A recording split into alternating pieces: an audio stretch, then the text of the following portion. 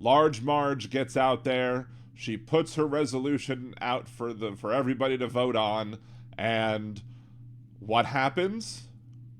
Uh, they go in, and Scalise gets out there from Louisiana and puts a motion to set it on the table. And so they don't vote up or down on it, although, I mean, technically that's what they did. It's all parliamentary procedure.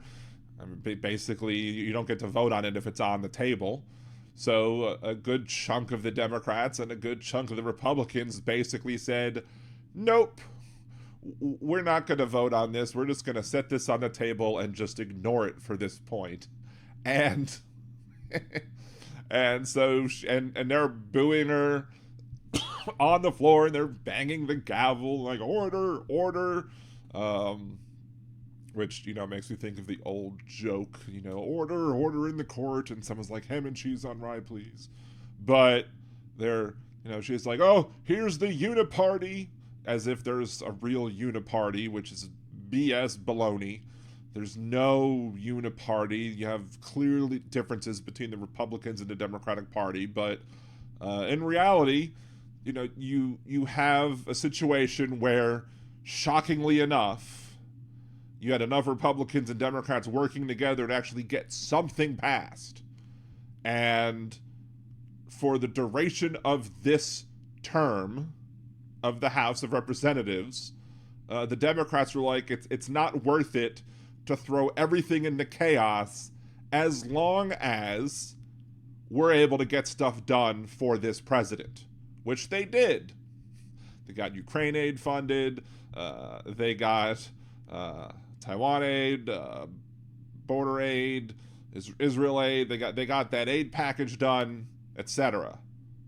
And they got to embarrass Marjorie Taylor Greene, which is just, as we say in Louisiana, lagniappe. A little extra. A little bonus on top.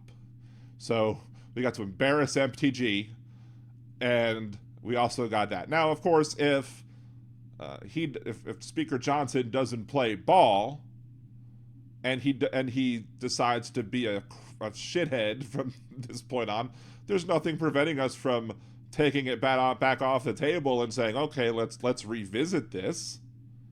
But until then, there's always the threat of it being on the table and not being voted up or down.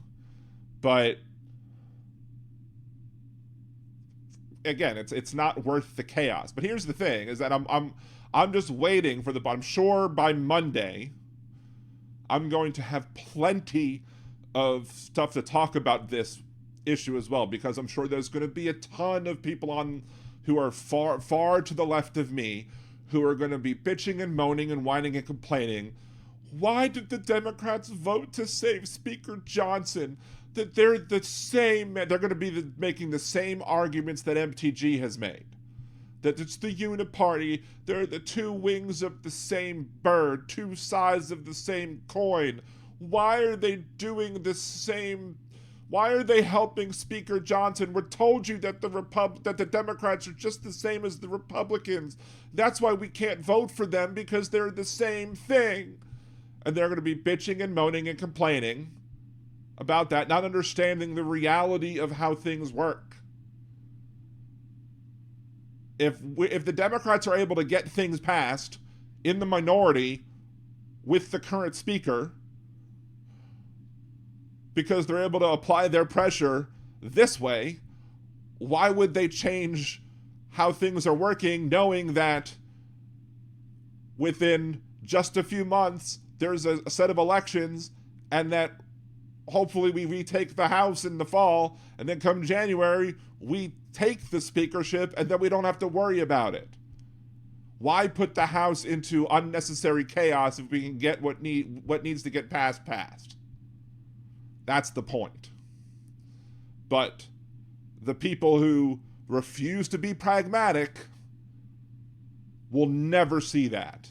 And I'm sure there'll be tons of that by Monday. So this is a kind of spoiler alert for Monday. I'm sure it's a predictive spoiler alert that by Monday we will be seeing a lot of that. So mark my words.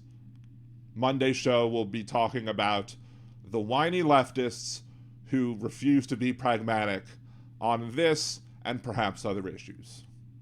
Stay tuned.